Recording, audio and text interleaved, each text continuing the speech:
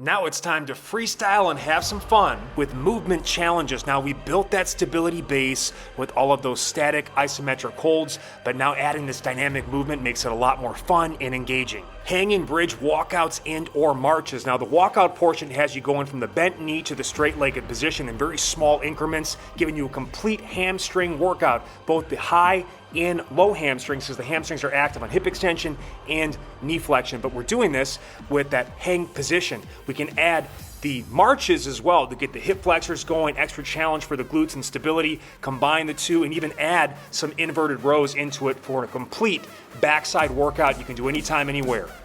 Another killer option is the hanging straight-legged hip extension, either with a parallel bar to elevate the feet or high box, bench, or step. The higher the elevation, the better, because you get more range of motion at the hip and you shift more of the load onto your upper body. So it really challenges you in a big way.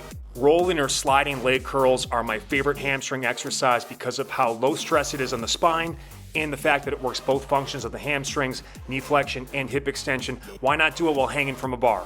Now, if you don't have a ball or you just want to mix it up, you can also do hanging body curls. You need a nice, good, stable box or bench, and you're actually now pulling yourself towards the box or bench. This is actually much more challenging, especially the higher you have the box. It really gets those hamstrings hard. You can add in rows. It's such an awesome backside builder. If you're looking to improve hip and spinal extension, strengthen your neck, and increase your overall sexual prowess, look no further than the hanging neck bridge. This exercise is typically done by combat athletes looking to thicken and strengthen the neck and also protect the brain against blows, but they typically do it in free space without the hand assistance. Start here.